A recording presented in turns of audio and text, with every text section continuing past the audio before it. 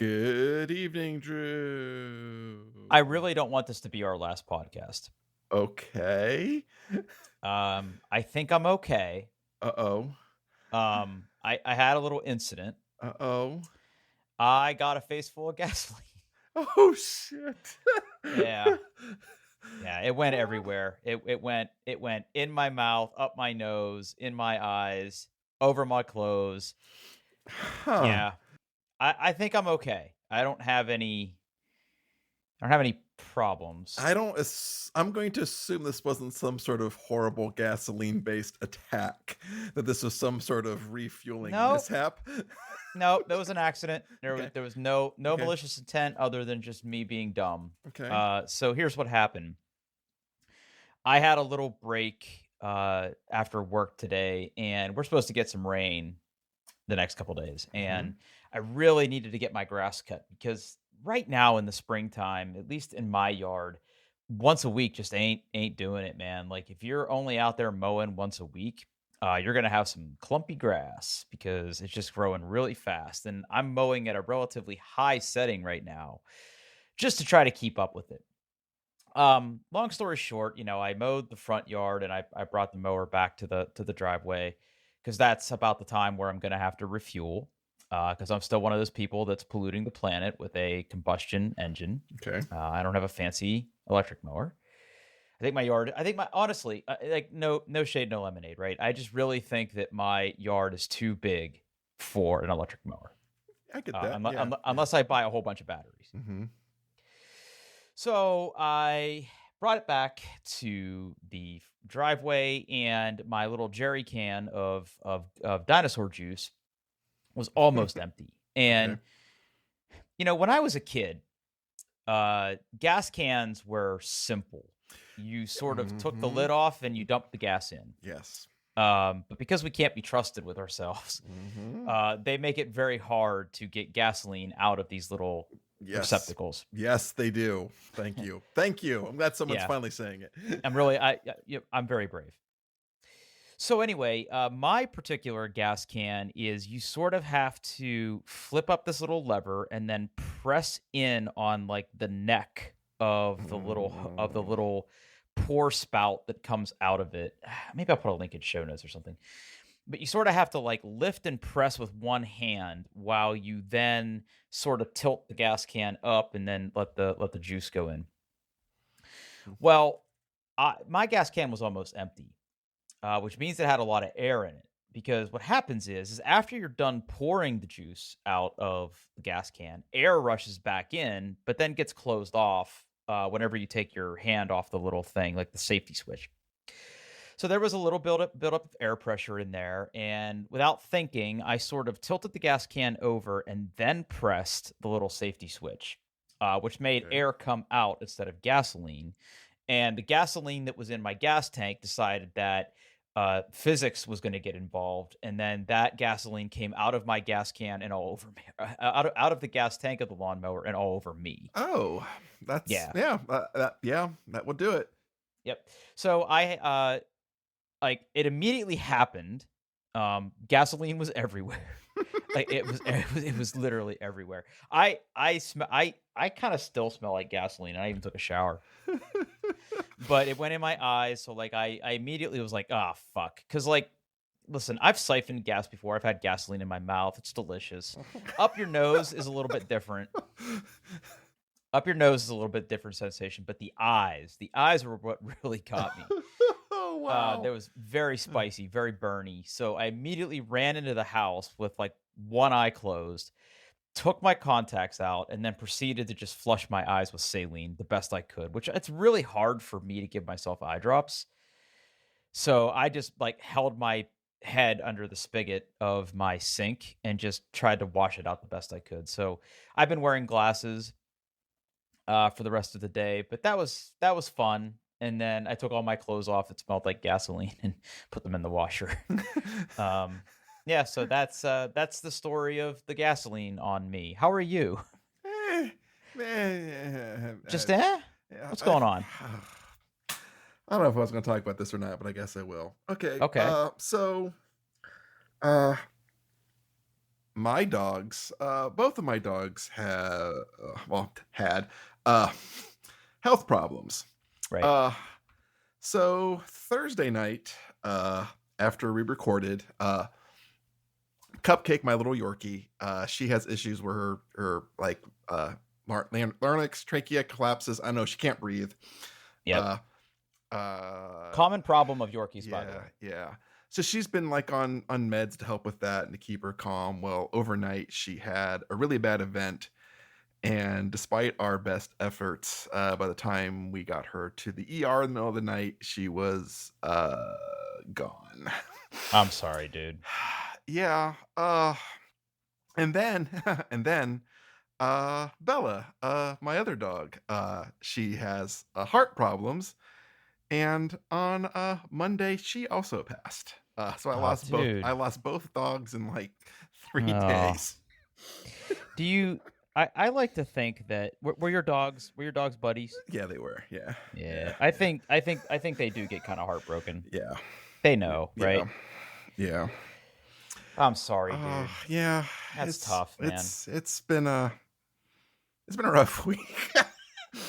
uh, We don't have to talk about it. All I'll yeah. say about that is that at my first job, I might have told you this story before. My first job, right after we bought our house, is when we adopted Rocky. Mhm. And Rocky's been with us for 14 years now, and I worked at a mail order pharmacy. And there were a lot of pharmacists there. Surprise, surprise. And like the pharmacist in charge, his name was Brent, and he was a cynical guy. Um, and when I first met him, I was absolutely terrified of him. He was an older guy, just very serious looking all the time. But then as I got to know him and talk to him and help him with his computers and stuff, he turned out to be a really nice guy. And one day I told him that, I was getting a dog, and he sort of shook his head and looked at me and goes, yeah, dogs are just a down payment on a heartbreak. Yeah. And he's not wrong. Yeah. I Yeah. mean, I have no regrets about bringing dogs into my life. Yeah. And we get them for as long as we get them, and Mhm. that's what I'd like to keep telling about myself. But of course, when Rocky goes, I'm not going to be okay. Um, I was an absolute just shit show on Monday. I just was. It was did you it call was in sick? well, yeah, cuz I started the day, and she had, she was in like, doggy hospital like a week before, spending time with the oxygen tent because her heart was just doing bad stuff, and she had a really rough weekend. And by the time Monday came along, she had stopped eating, like she just wasn't right. And I guess basically like uh uh told my boss like, hey, this is going on right now, and he's like, just do whatever you need to do.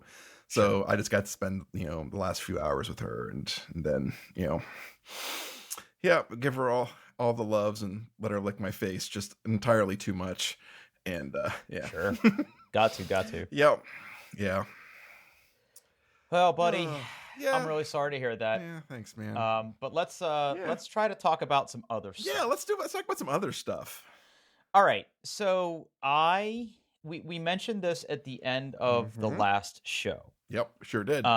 And I'm gonna pull up the link right now and put it in the chat. Let me see here. Yep, here's the link. Okay. So I mentioned that I was asked to volunteer my Mhm. time and my energy to help live stream an event at the gym I go to. It was the Generations competition. And the whole gist of that competition, like I said last time, was it's a team of 3 same-sex competitors, and they all have to be born in a different decade. So like 70s, 90s, 70s, 90s, aughts, like it doesn't matter. They just all have to be separate decades.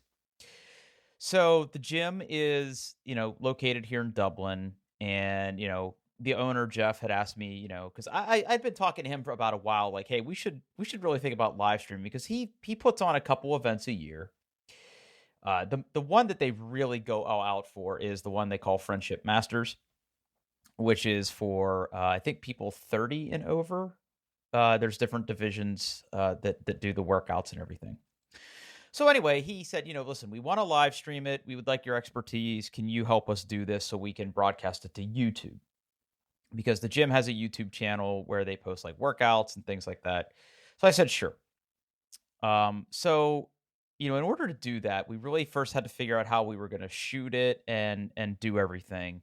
If you get a chance, I would say take a look at the live stream itself. I'm scrubbing through it right now. Yep. Yeah. Yep. There were some definite lessons learned. I was overall pretty happy with how it went. It did not start out very well, just because we had some really interesting audio issues that I'm still not completely sure why they were happening, but I'll get to that in a minute. But overall, it was really fun. I sort of was in the media booth the whole time. Okay. And, the other interesting thing is I ran this entire event from my MacBook Pro. Oh, nice. Okay. So the way it worked was we had remote cameras, which I'll talk about in a minute. We were also able to use iPhones and iPads as remote cameras going into the Open Broadcast software. Okay.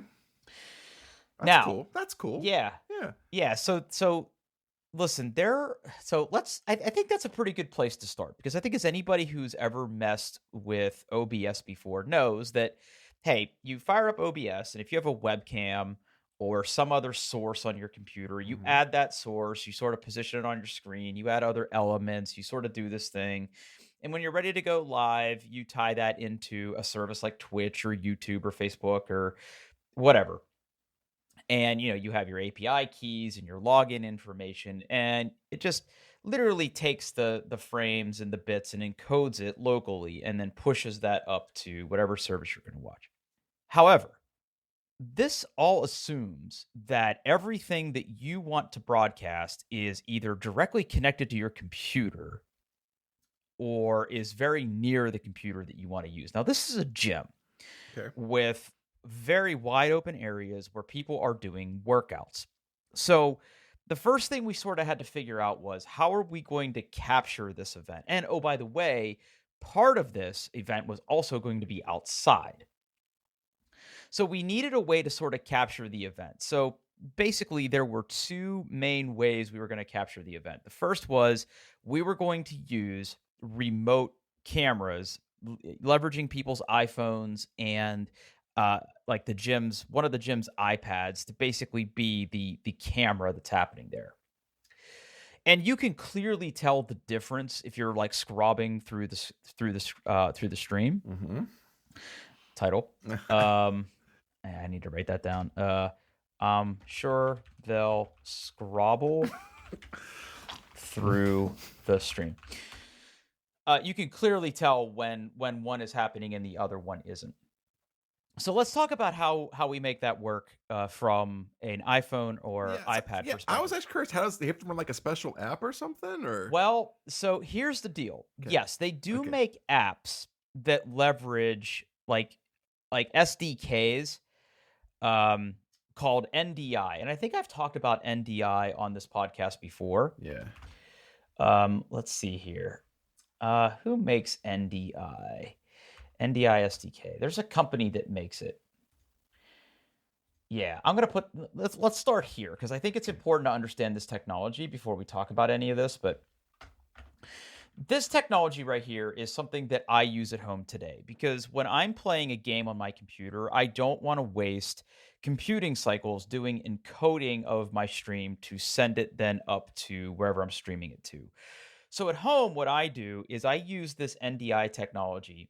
And what it basically does is I set that up on my computer and I run a program like OBS. And instead of streaming to some remote service and doing any kind of video encoding, it uses this SDK and a special protocol to basically publish this as a local video stream that then on a separate computer I can connect to and then use that to encode on a separate computer and then push the stream up from the other computer.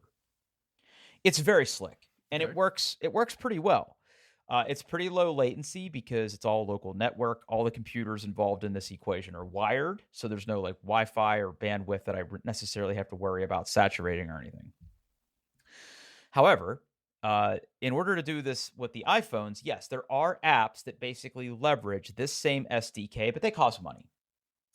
And because I wanted to basically draft people into helping me do this, what I didn't want them to do is spend $3, $5, or $15 on an app. Yeah. First thing you have to do is go to the App Store and spend money. Yeah, Right. That's a hard sell. Yep. Hard sell.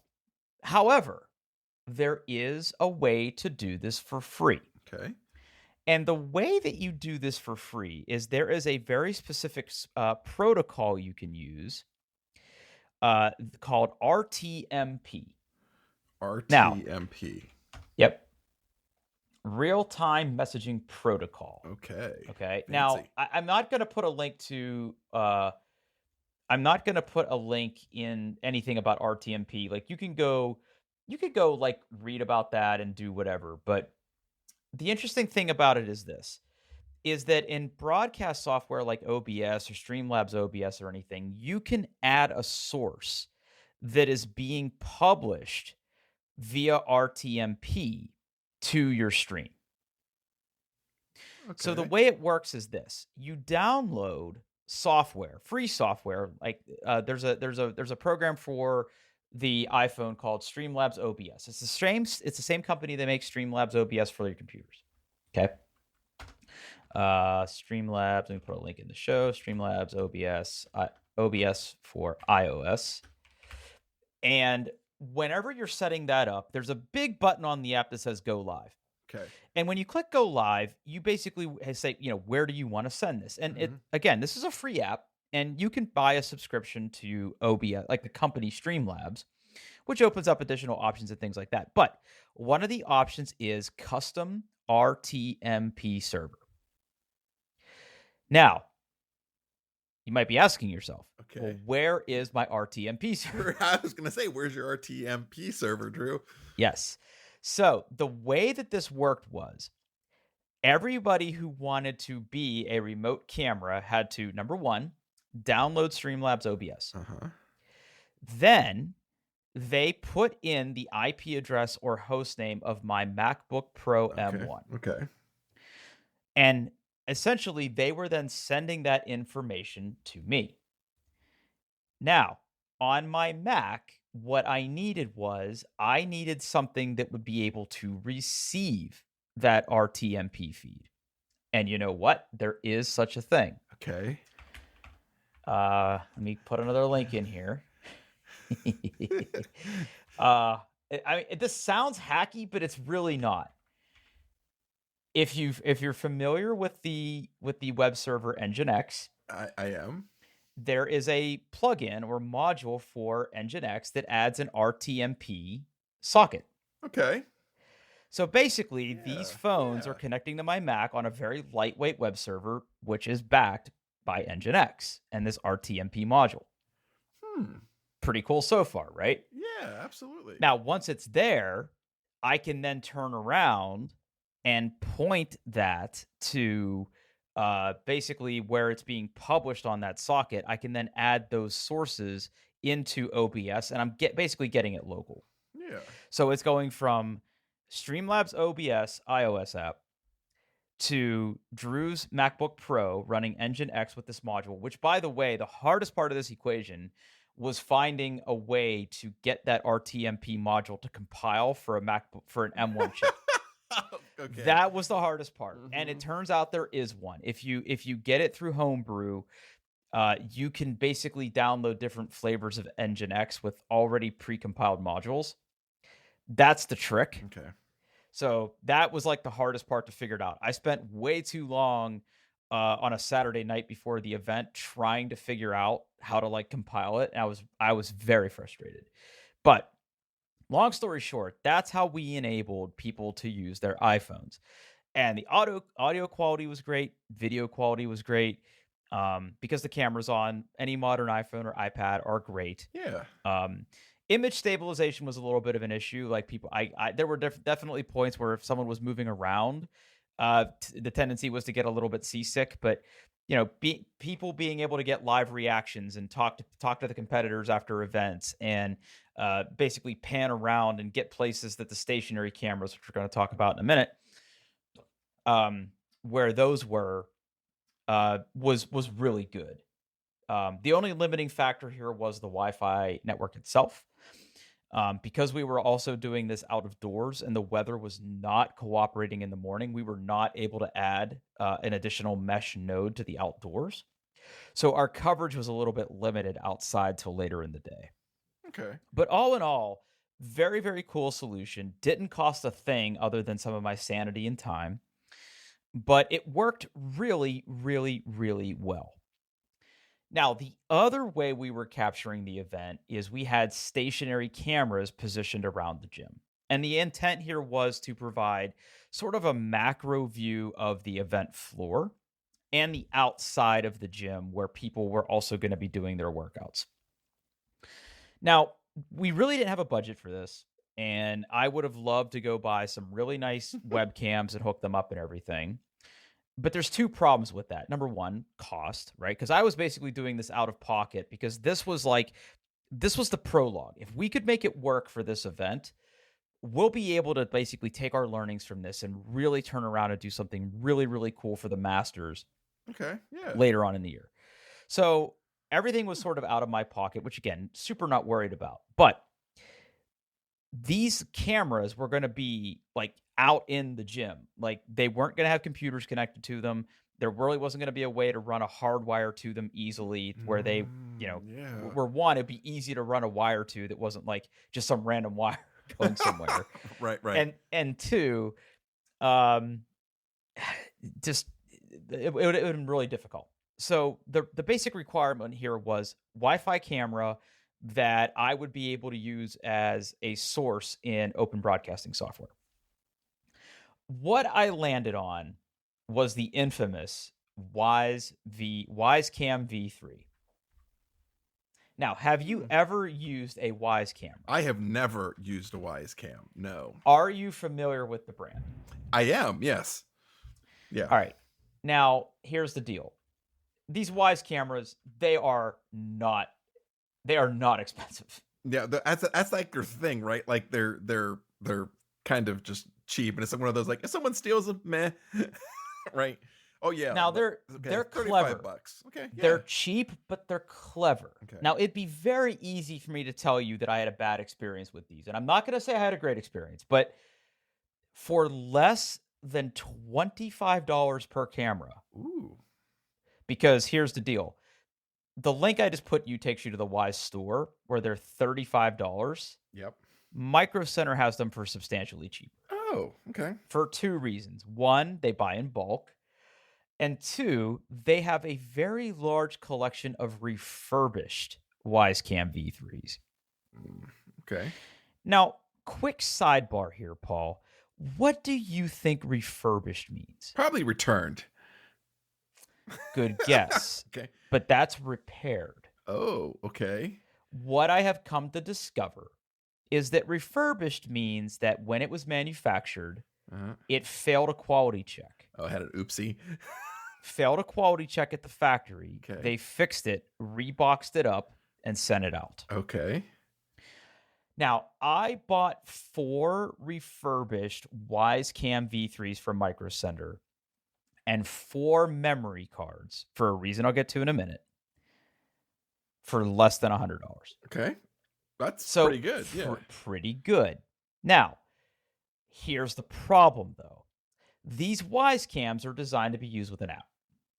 They are not out of the box designed to stream anywhere, or for that matter, while you can use them as a webcam, same problem still applies here. I can't put these in a place where they're going to be connected to a computer. So I need a way to use the wireless functionality of these cameras while also being able to tap into them remotely with my streaming computer. Okay. So how did you do that? Yes. Crap. Hang on a second. I should have prepared better. Hang on. Gotta go over here a second. So there was a time where Wyze offered beta firmware for their cameras. Oh boy. that offered very similar RTMP functionality to what we were just talking about. They have since removed that firmware from the internet. Okay, but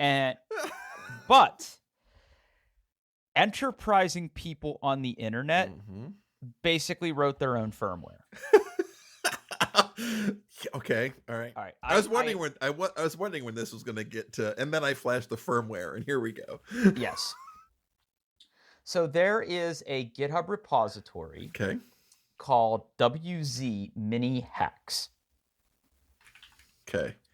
I'm going to put a link in the show notes. All right, I'm looking at it right now. What this is designed to do is, the reason I needed memory cards was, once you have a memory card, you basically drop some files onto the memory card, plug it into the memory card slot of the Wyze camera, and boot it up.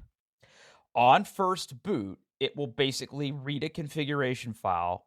And if you look at the different options that are available here, it's pretty exhaustive. You can have it write to NFS. You can use it as a USB camera. You can use it for RTSP streaming, which is what I did, right?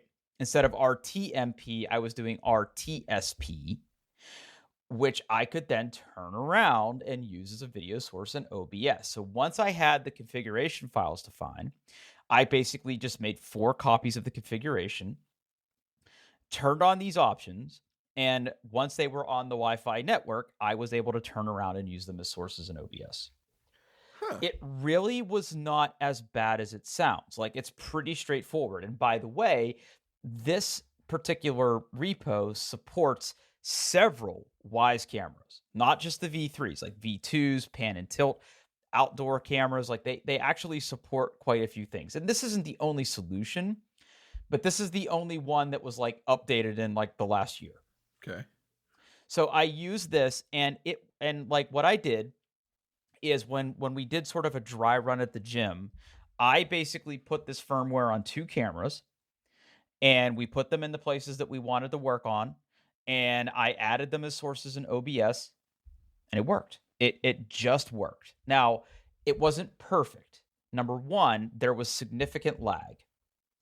There was like a 2.5 to 3 second lag between, like if someone walked on camera, or if someone walked in front of the camera, I wouldn't see it till like 2 or 3 seconds later. Now, there's ways to account for that. Yeah. Right? Like, you can add audio delays, and you can do all sorts of stuff to try to get it to sync up. It's not really a problem. But these servers, like the thing that's running it, offered in significant like lag to the thing. The other problem was the microphones on these things fucking suck. Like, they're real bad. Now, they capture audio. You will get an audio signal, but it's bad. And furthermore, and this is the thing that really freaked me out, when I would be listening to the audio stream that was coming from the camera on my Mac, like listening to it like through a monitor, you know what I mean, right? Monitoring the audio source, it was tinny, but you could make out sounds. For whatever reason, and if you watch early in the stream, you'll notice that the audio is very, very choppy. Somewhere between the audio coming in and then it turning around and encoding that audio signal and publishing it to the stream, there was a significant loss of fidelity, and I was not able to figure out why that was. That's weird. It was very weird. Now, there were all sorts of options that I could introduce into this. Like, I could use FFmpeg to like encode the audio different and everything, but like, we were ready to go live, and I didn't have that kind of time. So what I ended up doing was, we had an iPad that was basically a remote camera all day. That was basically the running audio source, regardless of what camera I was like flipping to whenever the events were going on. Smart. Yeah. So like, a lot of the audio doesn't match up towards the end, but the lesson here is that while these cameras, or really, probably any camera we use is not going to be enough.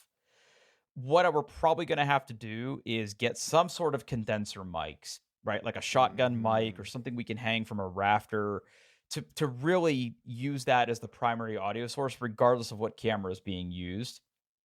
So that way everything is using the same audio source. I think that's probably the answer, with the exception of like, if someone's walking around with an iPhone or an iPad, being able to use that audio for that particular point in time. I said that I bought 4 cameras. Only 2 of them ended up working. Oh, okay. Yeah. Now, interesting thing was when we did our dry run, we set up 3 cameras and they all 3 connected and did everything fine. The day of the dry run, we tried to set up the 4th camera and Jeff was setting it up and he plugged it in and he goes, "This just made a really weird noise." was his exact words. Yeah. And from that point on, I could not get it to connect to the network anymore. I could not connect it remotely. I was still able to power it on and use the Wise app, but for whatever reason, I think maybe we fried the micro SD card or we fried something internal to the camera. It just wasn't working. And then the day of the event, we set up the 3 cameras. Only 2 of them were sending a signal. I don't know what happened to the 3rd one. It was raining outside, but the rain had stopped and the camera wasn't wet. The plug wasn't wet. I have no idea what happened. So we went from 3 cameras to 2. So when you're watching the stream, you'll see that there's like one camera that sort of captures like an overhead view of the indoor competition. And then there's like one camera that captures like a pretty decent wide angle view of the outdoor area. So pretty low success rate on the cameras, but dude, they were less than $30 each. So like I don't like I wasn't expecting the world, and for what they did, they actually did pretty well. The other thing was Jeff set up a scheduled event on YouTube for this, and when we went live, we used that event, but then we lost internet connectivity an hour in. There was like a blip. So when we went to reconnect, we weren't able to reuse the scheduled event because that time had come and gone. So we basically had to start with a new event, and we lost some viewers, but they found their way back. We actually had pretty good viewership throughout. I think at one point we had like maybe 20 viewers, which is pretty good because it was mostly people who go to the gym who weren't there volunteering or competing. But all in all, pretty good learning experience. Like we know what we need to do to make it better. Probably spend a little bit more money, but the Masters competition is about 120 days away. It'll be in the fall. We're going to do it again, and we're going to continue to improve. And it was really fun, stressful at times, right? And, you know, Jeff runs a really tight ship. So, like, there were very clear, like, we need to start this event at this time. We need to start this heat at this time. So, like, I had the best intentions of, like, creating overlays that showed the different workouts and what was coming up next. But the reality of that was I wasn't ready. Those weren't ready in time. I wasn't able to switch them in time because I was like multitasking pretty hard. But I think I know how we can make a workflow around that and make it work a little bit better. So yeah, pretty fun time. Like I said, the link's in the show notes if you kind of want to see how it turned out. I was really happy. It definitely got better the more you watch, especially when you get to the final heat of the day, which is the women's competitive heat. I mean, just super big energy. You can feel it through the stream, and the women are awesome competitors. And it was really, really cool. And then watching the award ceremony on there and everything was really cool too. So go check it out. It'll be in the show notes. Cool. Yeah, go do that. Wow. That was a lot of Drew talk. Do you want to talk about your thing next? Yeah, let's do that. Let's do that. Okay. Now I assume so. I have a link in here to a monitor. It's a monitor. It's a monitor. We've talked about this. Yep. This is the Dell Ultra Sharp 32 6K monitor, serial number model number US224KB. Okay, so Drew, if you had to pick one word for this monitor, what would that word be? Well, bulbous. Bulbous. That's a good word. It's that is an ugly monitor. It's ugly. Oof. It is. And I'm an ugly guy, so take that for what it's worth. Like, I'm gonna talk shit. It's got a weird forehead. I think that's where like the speakers are. It's got this weird unremovable bulbous webcam just smacked. 4K webcam. To be fair, 4K webcam. It is 4K webcam. 4K webcam. Drew, why shouldn't I buy this monitor? Well, let's talk about it, right? So the thing that we're not mentioning here Mhm. is that in terms of 6K Mhm. pixel Yeah. density resolutions, Mhm. you now have two choices. Yes. Yes. You have this, Mm-hmm. but you also have the Pro XDR display. Pro Display XDR. Pro Yes. Display XDR, Hmm. sorry. Which Which is we've talked about. if you include the stand, which just comes with the stand, is roughly twice the price. Right. So you're getting Mhm. just as many pixels, Mhm. not the same size monitor, by the way. No, it's actually the resolution on the Dell's a little higher. Yeah. Well, I'm talking dimensions, right? Yeah. The Pro XDR is wider, isn't it? No, I think it's 32 inches. But isn't it like curved and widescreen? I don't I recently saw one in person and it is definitely flat paneled. Oh. Uh yeah. Let's see. Hold on. What is the let's look at the size one of these. Okay. So the Pro Display XDR is 28.3 inches wide and this one the Dell is 28.2. Okay, so it's roughly the same dimensions then. It's Mhm, big boy. It is. Yep. Yeah. It's thicker. It's definitely taller because of the forehead. Again, the forehead. Yeah. Yeah. But But but however, this monitor is only 30 $3,200. $3,200. $3,200. Mhm. I mean, look, Only. I mean, I'm torn, It's so ugly. Now, but will you notice? that's the thing. It's like, Will you notice? let's be honest. The monitor I'm looking at now, my LG 5K Ultrafine, is also a very ugly monitor. Serviceable is the term I would use. I Yes, think that yes. it has pretty wide bezels. Yes. And it's bulky. But it still looks better than this. Yeah. Now, the one thing I do kind of like, now again, this is ugly.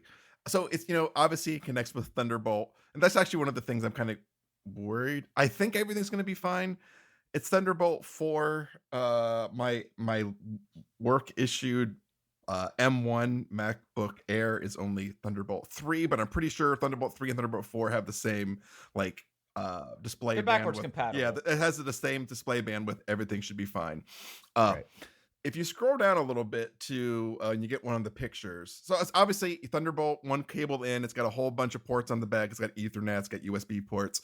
It's also got this little pop out thing, like kind of on the lower left, where you can kind of push it, and then a front facing USB-A and USB-C port kind of pop out. Connect with ease. Yeah. Connect with ease. And I think that's kind of cute.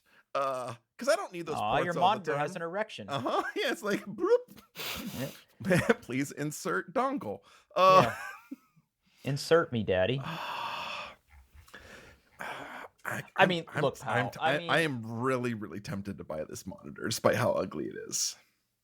You know what really fucks me up? When you look at the side view, the back pillar isn't straight. I would probably mount it to my Visa arm that I have there, like, and the stand would just kind of go back in the box. But yeah, I mean, look, buddy, we've talked about wanting new monitors for our Macs for a while. We've mentioned this specific monitor before because I think this will give you that same experience as the Pro Display XDR. It doesn't have, it's not as bright, and it doesn't have the full like HDR10, but I don't give a shit about that. So like, now, is this shipping right now? It is. Yeah. I can have it if I ordered today. I would have it by the middle of next week. If I could get it as soon as Monday, May 26th. Yeah, if you use express shipping, which I can't imagine how much that is, but this is the shipping. I think I started shipping this month. They just announced like the prices and have there been any reviews? Yeah, there's some reviews out there. Not a lot of like Mac focused reviews or any that I really found. Or like people have used a Mac, but it's not really the focus. Like people are basically, hey, this is a great monitor. It's big and it's expensive. Oh man, I'm reading a review right now where somebody, and there's really no way to say this, is gaslighting me with their terrible cable management. Like, look at this. No, Okay, look at okay, this. all right. Tell me this is intentional. This Mhm. is first of all, this is assault. Okay. Look at this. Oh, the XDA one. Yeah. Yeah. Someone should have like and I don't think the monitor is even straight. No, this is abuse. This is a form of assault. Like, Mhm. oh, god damn, that No. sucks. Yeah. Yeah. Mhm. Big, bold, and different, just Yeah. like me. Yeah. Oh, and then they rotated. It's not rotated all the way. They did this on purpose. I'm sure. Yeah. Yeah. Ugh, that sucks. Yeah. Yeah, I mean, I would never, ever, ever rotate it. That's not something I need to do, and I do not need like the teleconferencing controls on the front ever. Maybe the volume up and volume down, but yeah. But like, if these like, okay, the LG Ultrafine does have ports on the back, but like I said before, I could just fill them with super glue because they're awful. Yeah, they are bad. I don't use them. I pretend like they're not there. If these ports work, I can get rid of like my Thunderbolt hub completely. Just get rid of it. Just throw it in the garbage. I wouldn't do that, but because it's got Ethernet, it's got other USB port. It's got everything I need. It's got everything a growing boy needs. How so conceivably, how close are you to pulling the trigger on this? Close. Pretty close? Pretty close. I was strongly considering one as well. Yeah, I even like today I got hear this right here. That's my tape measure. As I was comparing it to the other one and kind of thinking about like, okay, would it look good on the desk? Like, what would I have to move? Yeah, that's how serious I was today. Tape measure. Whew.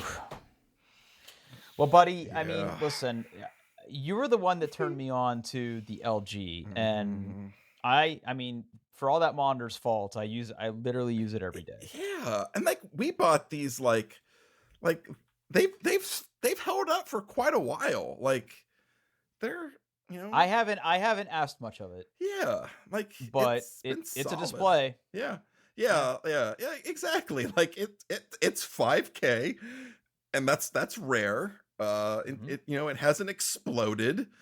Right. I haven't like it hasn't a pixel hasn't died or anything. Like it's been. Oh, I think I bought them refurbished off Woo. When did I buy these? I think the one you sold me, you had bought refurbished. Yeah. Okay. I think your original you paid full price for. Nope. I did not. Okay. I bought mine refurbished from Moot on April 16th, 2018, and I bought the one I sold to you on December 3rd, 2018. Okay. Yeah. Well, buddy, I mean, if you end up doing this and you like it, that'll be enough for me. Okay. But I mean, I would love to be able to do that for you. I'm not in a place to do this right now. Because I probably gonna have to have some dental surgery. Ooh. Yeah. So that's not fun. Yeah, I'm not ready to talk about that yet. Okay. We're still working out the details, but when the time comes, we'll talk about it here. Okay. But yeah, I mean, I will probably want this if you do it. Okay. Oh, I'm thinking about it. I want to look to see how much the expedited shipping is. Even the regular shipping is Wednesday. I just wonder if all this stupid teleconferencing software that they're talking about works with Mac. So I looked into that. They do have if you go into their kind of thing and you go into like the support and downloads, yes, they do have all that software for the Mac. Which honestly, that makes sense because I think Dell sells a lot of big monitors to enterprises. Right. So having Mac support, I think, would be something they would at least, whether it's good or not, who knows? But at least has to exist. So yeah. Yeah, they do have what do they call it? Their Dell Display and Peripheral Manager application. Because I guess also like if you use their software, it's also like a KVM, so you can switch between computers, which I would never do. Yeah, my But my PC monitors have that. I don't have two computers hooked up to this. yeah, I mean, I would, but only one at a time. Like it goes, it has a spot. I unplug my work laptop, I plug in my personal laptop, and I'm good to go. Like, yeah. Cool. Mm. Well, I mean, Godspeed, son. Like if you I do it, I want to know. I definitely want to know. I'll think about it. We'll think. Ask me next week what I did. Okay. Do you think you'll make a decision by next week? I don't. Who knows? Who knows? Who knows? Also, like, I'm looking for something to be blunt, Drew. I'm looking for a little retail therapy. So, Totally get it. And we're gonna talk about that next year for what some retail therapy that I did. Yeah. Okay. All right. So speaking of stuff that I bought, the time has come that I have upgraded my home Wi-Fi. Okay. Did you get some Ubiquiti Wi-Fi endpoints? I did. Oh, so here we go. So here's the deal. You very graciously gave me that Orbi mesh system by Netgear. That served me very, very well at my old house. I was not getting good performance out of that system in my current home.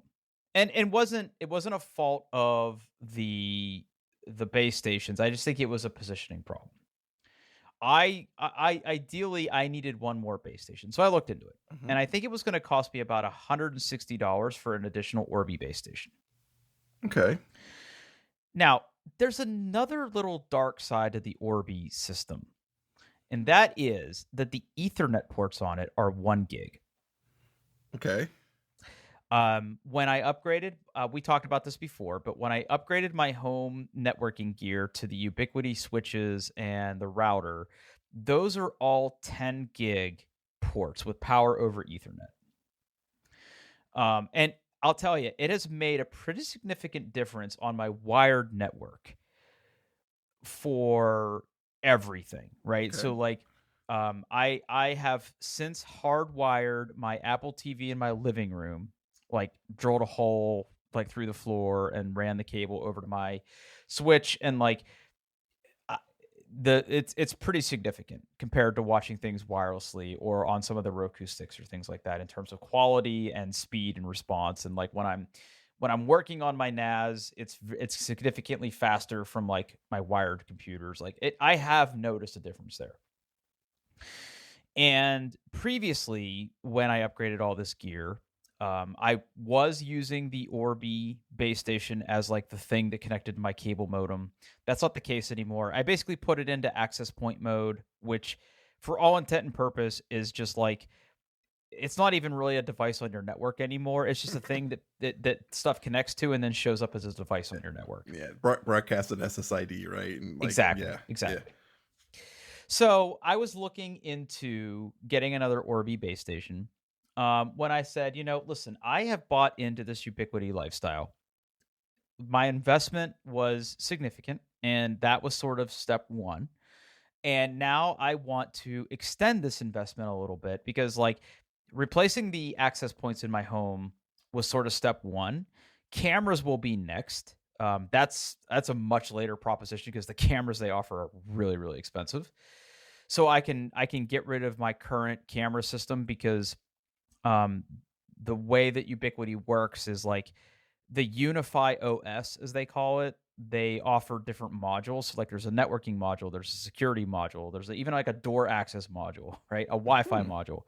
So like, like once I connect cameras to it, the Dream Machine, which is like the router, has like a hard drive slot that I could plug a hard drive into, and then that becomes my DVR for like my cameras. So I made the decision that I was going to replace the Orbi with some Ubiquiti Wi-Fi access points. Now, obviously, if you've ever seen Ubiquiti stuff, like when you think of Ubiquiti access point, Paul, like if you close your eyes and picture it, what do you see? Oh, the access point? Yeah. Well, they're white, aren't they? They're white. They're white. And they look like little flying saucers. Okay. I'm gonna have to look. Drop me a link. Yeah. Let's see here. because these are way too nerdy for me. I would never buy one. But What do you mean? I understand who Ubiquiti is for. It is not for me. Okay, I'm curious as to why, but I don't want to think about my network at all ever. I don't care. I just want it to work and be relatively fast and get things done. The fact that, like, you know, you have to like buy like what the Dream Machine and like connect stuff and have like a portal, like no, that's no. Well, No, you're no thanks. right. No thanks. You have this isn't the kind of thing, unlike the Orbi, right, which is a typical home mesh network. Works out of the box. You know, you plug it in, you follow their, like, you scan a QR code for some instructions, and you're off to the races, right? Okay. You're absolutely right. This is a little bit more involved. You have to have some existing gear to extend into this for it to be properly configured and used. Like, you couldn't just buy this, I don't think, and plug it into like the Orbi system and use it as an additional access point. I don't think that's possible. Mm-hmm.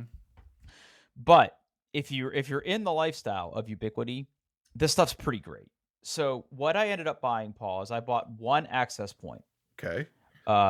So it's there's like different model numbers and everything, but the basic gist is in the link that I sent you, and it's like this little flying saucer thing. Which, yes, you can turn off the LED.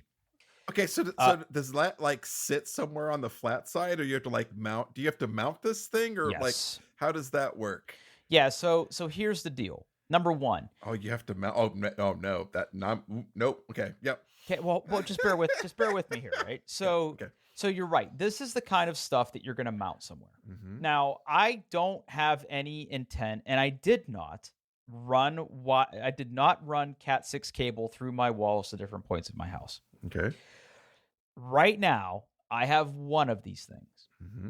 And I ran a cable across the ceiling of the unfinished part of my basement, did really nice cable management, bought like some of those little clips that like I pounded into the floor joists and ran the cable over to the back corner of my basement.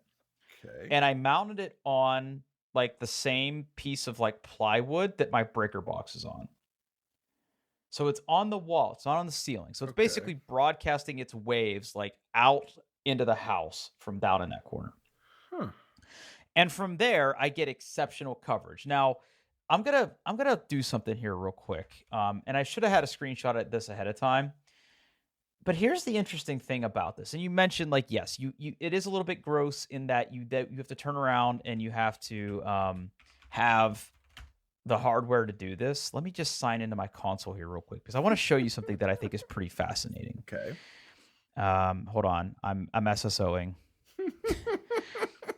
Oh, baby, I'm gonna SSO. All right, 7. You're SSOing into your own network. I love it. I love it. Yeah, yeah. We take things very seriously here. Oh. So when I look at the network Mm-hmm. and I look at my wireless clients, let's just do a little print screen here. Okay. Okay. So, you know what? We'll send you the whole fucking thing. How about that? Okay. Save. Love it. Desktop. Love it. Untitled ping. Let's just put this. Can I just like? How would I send this to you? You could use messages. You could use. Oh, Can I do it you're in Windows. Just put it in Skype. Yeah, I'm in Windows right now. Can I put it in Skype? I think you can put it in Skype. Do we have a chat? Yeah, I think so. I could share my screen. Yeah. Ooh, I'll share my screen. Okay. All right. We do this live, folks. We do this live. Yeah. All right. I'm ready. Okay. Yep. I see it. What do you see? I see NZXT cam and a bunch of options on the left, and then a gray screen. I'm sharing the wrong thing. Well, That's the wrong screen. that's the wrong fucking screen. Okay, Here, sure. it's this one. Okay. How about this? You got that? Okay, yeah, I see something with some circles. It's like some pie chart looking things. There's a lot of data in A lot here. of What I want you to focus on is the bottom part of the screen, which is the wireless clients and wireless experience. Okay. Now, what you're looking at here is an aggregate chart. All right. So it's basically two different data points. At the bottom here, you've got these little thick boys. These little Okay. thick boys. Thick boys. Those are the number of wireless clients connected. Okay. And this is by time, right? So you can see that okay. things kind of drop in and out of my network, right? Okay. Because these are devices that, like, when my wife's at school, obviously, like, there's one less iPhone, right? And then the green area is the Wi-Fi experience. Basically, like how much signal, how much speed are they getting? You can see that it does not dip below 96% right now. Okay. Oh, very So nice. like, yeah, so you're getting all this feedback around like what it's currently using, like how are people connecting to it and things like that. You also get really cool topology. So like I can see like what's connected to the access point, which access point are they connected to? Like you get a nice little like network topology of like what's in my network right now. Right? Sure do. Sure do. Right. And I got the dashboard here. Let's see here. Wi-Fi insights. Like I can look at different things to see like when it was bad, when it was good, what devices are connected. Like that's all here. Right. Okay. And you'll notice that like the Amazon Echo in the kitchen is not doing It's so just hot. good. It's just good. It's just good. It's not good. excellent. And that's okay. Because there's nothing excellent about an Echo. So it doesn't deserve, if it's not going to give me its best, it's not going to get my best. Right. Like that's how it works. Yep. All right. So yes, you have to have all of this like sort of you have to have this unified console to take advantage of this, right? Yep. Now, that was device number 1 I bought. I mounted it on my wall. It is hardwired in. It's power over Ethernet. I don't have any additional wires, none of that bullshit. Like, it just works, okay? And then once I have that on there, I can create wireless networks. And it's pretty cool because I can come in here and I can create different wireless networks. Like right now, I only have one, but I'm in the process of separating this out. And like when you create new Wi-Fi, you're literally creating additional SSIDs. You can control what connects to it. You can carve out different IP addresses. It could say like, hey, I'm going to put my Echo on this network, and I absolutely do not want it talking to any of my other networks. And like, I even only want it to talk to the internet at certain times, right? Like I have that total control, which again, most consumers aren't going to care about this. You probably don't care about this. You're probably shaking your head at me. That's perfectly fine. I was literally shaking my head at you. I could sense it. Like we're on the same wavelength now. Okay. All right. So that was the first thing I bought. Now the second thing I bought, because I wasn't going to run any cables anywhere, right? Okay. What is it going to let me find it? It's not Flagship. It's not like building to building communication. It's not going to let me. Hold on. High capacity outlet. Yeah. Okay. This was the other thing I bought. Okay. A U6 extender. And all this is something that just plugs into your wall outlet. Okay. And it connects to your network. Okay. And it basically acts as a mesh point for the network. So I have this thing sitting in my basement, and I have one of these on the second floor of my house. So like, because I have like my printer upstairs and things like that, and this becomes the additional access point. And what if I need to extend this even further, I just buy another one of these. And it plugs in. Those right. So cute. like, yeah. So like when I look at my network topology, right, like you can see like here's my U6 Pro, right? And here's everything that is connected to it.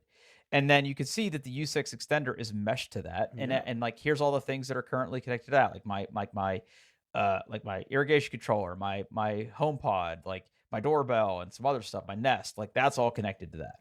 Right. And like there's all sorts of other technology in here, and you don't care, so I'm not gonna like go into super detail about it, but like it's really cool about how it does like its beam forming and stuff like that, and makes it so it's nice and blankets my house in nice Wi-Fi. I have noticed an increase in Wi-Fi, both signal strength and speed, because this is like all the protocols, right? Like it's like every single protocol you could want.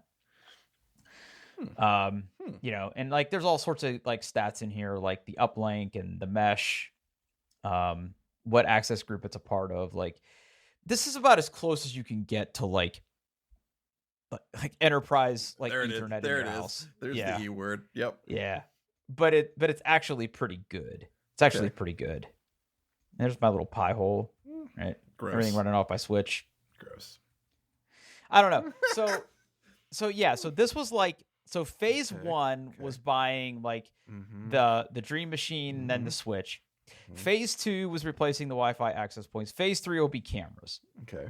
But that is coming in the future, because like when I go back out to the Unify OS here, I can go to Protect, and if I had cameras, like I have like 2 terabytes of storage in this thing, and I could like this is where I could like get the playback and like what it's detected and things like that, right? But I don't have any cameras, so I can't do that yet. But anyway, that is how I've done the upgrade. And the long story short is pretty good. The mesh network is still here. I haven't done anything with it yet. I don't know if you need it. I can give it to you. I don't know if you need any base stations. I don't. I have Eros. So. Oh, that's right. That's right. How many do you have? Which I don't recommend to anybody. I don't recommend Eros to anybody. I don't.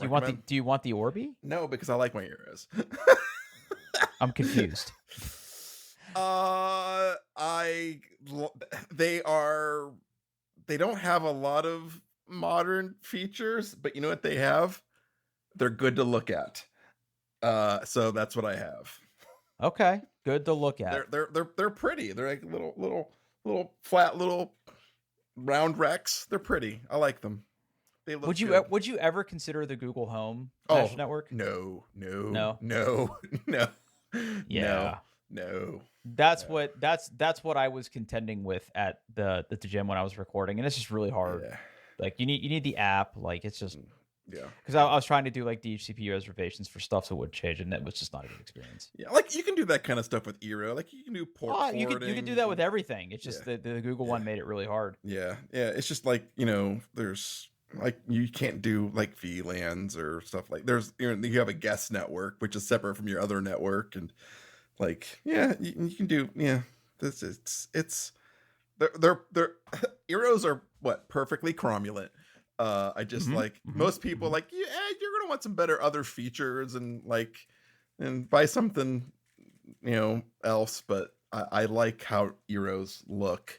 I don't like that Amazon owns them, but that happened after I'm not sure that's exactly true because I did upgrade to the Pros, and I think that was after Amazon bought them. But yeah, I like my Eeros. Just don't buy them. Okay. Or buy them and keep them and keep them in business because I like them. Yeah. Okay. Go ahead. I was going to say the Eero is now built into the 5th generation Echo Dot. That's wonderful. Wonderful for you. I'm not buying an Echo Dot either, but that's okay. Okay. All right. Last little quick teaser. Mm-hmm. I did receive my copy of Thunder Road Vendetta. Okay. And I'm here to say it's not bad. Okay. It's not bad at all. Real quick. I think that when we talked about this before, you mentioned that I think you played it in the 80s or 90s when it originally came out, right? Yes. Yeah. I did too. And what was your big complaint about it again? It was very random. It is very random, but you know what? They have solved that problem. So one of the expansions that came with it is an expansion called German Engineering. Okay. And instead of rolling dice, you have a hand of cards. Oh. So it eliminates some of the randomness, right? Because everything in that game, everything in the base game is dice. Like you want to move, you roll a die. You want to attack a car, you got to roll a die. Now in the German Engineering expansion, what you get is you get a series of cards that have movement values on them. And you get so many of each. I think you get 2 of every number between 1 and 6, which is 12 cards, I believe. Okay.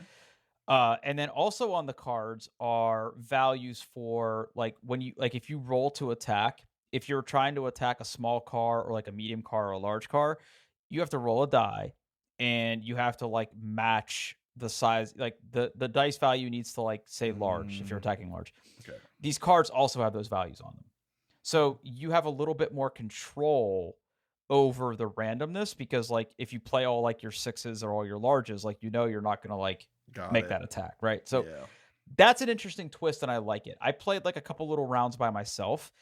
It's actually pretty fun. And some of the expansions are cool, like the motorcycle rules and the big rig rules that came with it are pretty cool. I think you should give it a shot. I've been promising to do a game night. And I swear to God, there's an invite coming. But okay. I think you ought to give it a shot. I think if we play with that module, that might be good for you. I would definitely play it. Yeah. All right, that's it. Cool. Let's get out of here. Hey, we're on the internet, doingtheirbest.com. We're on Mastodon, doingtheir.best. You can find Drew at Pittsburgh. I'm there at Paul. Hey, thanks for listening, everybody. We appreciate it. Totally appreciate you.